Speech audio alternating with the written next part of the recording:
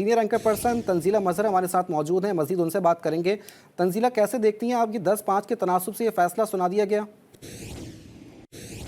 देखिए, फैसला तो मेरा ख्याल है कि जब हम इस पूरे केस की समाअत सुन रहे थे और ये एक लाइव समाअत हुई पाकिस्तान की अदालती तारीख में, ये पहला मौका था कि जब लाइव समाअत देखी गई। फुल कोर्ट ने ये बड़ी अहम समाअत की है, तो उनके जजेस के रिमार्क्स और जजेस का जो टिल्ट था इस कानून साजी को देखते हुए, तो महसूस यही हो रहा था कि एक मेजॉरिटी इस कानून साजी के हक में है। तो 10-5 का तनासुब है। 15 जजेस पर ये मुश्तमिल फुल कोर्ट था, 10 ने इसके हक में और 5 ने इख्तिलाफी नोट्स लिखे हैं। लेकिन इसमें जो एक बहुत ही अहम नुक्ता है जिस पर बहुत ज़्यादा शोर था और शायद वही वजह थी जिसकी वजह से इसके खिलाफ पाकिस्तान तहरीक-ए-इंसाफ और दीगर लोग जो हैं वो दरखास्तें लेके गए थे, वो माजी से अपील का हक दिया जा रहा था। यानी कि अगर ये इस कानून साजी को तस्लीम कर लिया जाए तो जो लोग माजी में 184(3) के तहत सुप्रीम कोर्ट ने सो मोटो में जिनको सजाएं दी हुई हैं, वो भी अपील कर सकते थे। तो वो जो मामला है वो भी सेटल हो गया आज, क्योंकि 7-8 के तनासुब से उससे ये कहा गया है कि माजी से अपील का हक नहीं होगा। जिसका देखिए जो सबसे ज्यादा नुकसान हो रहा है वो नवाज शरीफ साहब को हो रहा है मौजूदा सूरत हाल में, क्योंकि 100 मोटो केस में उनके खिलाफ सजा हुई थी और उस वक्त 184(3) के तहत अपील का हक नहीं था। जो कानून साजी में सजेस्ट किया गया था वो यही किया गया था कि माजी में जिन लोगों के खिलाफ फैसले आए हैं, ये कानून पास होने के बाद वो माजी में जो इससे एग्रीव पार्टीज हैं वो भी आके अपील ला सकेंगी। लेकिन आज इस फैसले में ये एक बड़ा टर्निंग पॉइंट है कि वो अब अपील नहीं लेके आएंगे। इसके अलावा अगर आप देखिए कि वो लोग जो जस्टिस सितार बंदयाल साहब जब चीफ जस्टिस थे, उनके साथ एक जो कह लीजिए कि उनके पसंदीदा या उनके लाइक माइंडेड जजेस थे, जी। उन सभी ने इस पे इख्तिलाफी नोट दिया है। तो जाहिरी बात है कि वो उनका जो ख्याल था, बंदयाल साहब जिस तरीके से अपनी अदालत को लेके चल रहे थे, तो एक तरह से उनकी लेगेसी है जो 4-5 जजेस जो हैं वो लेके चल रहे हैं, जिसमें मुज़ाहिर नकवी साहब भी हैं, आयशा मलिक साहिबा भी हैं, जिसमें जस्टिस मुनीब साहब भी हैं, तो और शायद वहीद साहब ने भी इख्तिलाफी नोट लिखा है। तो ये जो मामला है इसको खुशाइंद इसलिए करार दिया जाना चाहिए क्योंकि सुप्रीम कोर्ट ने दोनों चीज़ों को बड़े तरीके से, बड़े सबाव से अब ये तय कर दिया। एक तरफ तो जो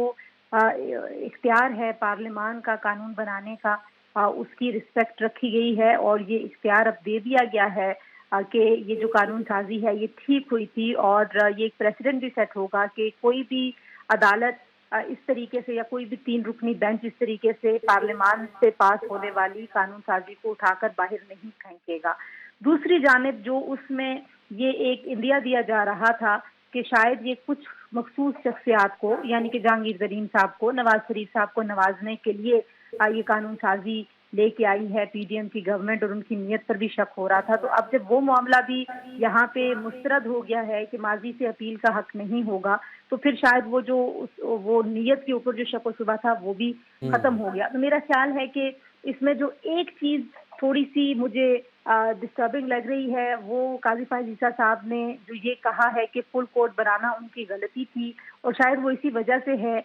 क्योंकि जब आप फुल कोर्ट बना देते हैं तो उसके बाद फिर कोई और फोरम रहता नहीं है। जो नॉर्म्स हैं उसमें ये होता है कि आपने जब अगर अपील में जाना हो तो जितने रुकन पर मुश्तमिल बेंच होता है उससे बड़े बेंच के पास आप वो जाकर सुनते हैं, और वो आर्टिकल 5 के तहत आपने देखा होगा कि समाअत के दौरान जैसे आयशा मलिक साहिबा ने कई बार ये नुक्ता उठाया कि आप अपना, और वो पूछ रही थी उन तमाम पिटिशनर से जो ये पिटिशनर लेके आए थे कि अगर आपको फुल कोर्ट पर एतराज नहीं है तो इसका मतलब है कि आप अपना आईनी हक वेव ऑफ कर रहे हैं, और इसके बाद फिर आपको ये फोरम नहीं मिलेगा कि इससे ज्यादा जजेस पर मबनी कोई जो है वो फोरम आपको अवेलेबल नहीं होगा आपको सुनने के लिए। तो मेरा ख्याल है कि जो उन्होंने ये कहा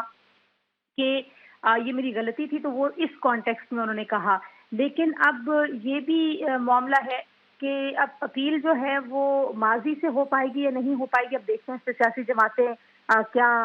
कहती हैं। लेकिन किसी भी फैसले में किसी भी जो मुल्जिम होता है या मुजरिम होता है उसको अपील का हक जितनी भी ज्यूरिस्प्रूडेंस है पूरी दुनिया में उसमें ये बुनियादी हक के तौर पे दिया जाता है। कोई भी कोर्ट, कोई भी बेंच इस हक से उसको महरूम नहीं कर सकते। تو یہ ایک بہت ہی ٹرننگ پوائنٹ ہے پاکستان کی عدالتی تاریخ میں، ایک نیا پریسیڈنٹ سیٹ ہوا ہے، اور قاضی فائزہ صاحب نے چیف جسٹس بننے کے بعد یہ پہلا کیس کیونکہ سنا، اور اس کیس کو جو عوام نے دیکھا ہے، میرا خیال ہے کہ جو ہماری عدالتی کارروائیوں کے اوپر جتنے سوالات اٹھتے رہے، جس سے شک و شبہ پیدا ہوئے، جس طرح سے مبینہ آڈیو لیکس کے بعد جو عوام کا اعتماد کم ہوا تھا، اس اعتماد میں بحالی بھی آئے گی، اور اگر یہ فیصلے صرف کسی سیاسی شخصیت پر نوازنے کے طور پر نہیں دیکھے جائیں گے تو اس سے ہمارا جو عدلیہ کا احترام ہے وہ بحال ہوگا۔ جہاں تک یہ کورٹ بہت تقسیم رہی ہے بندیال صاحب کے جانے تک، تو اب مجھے ایسے لگتا ہے کہ وہ تقسیم شاید تھوڑی سی نیرو ہوئی ہے۔ کوئی 4-5 لوگ تو ابھی بھی ایسے ہیں کہ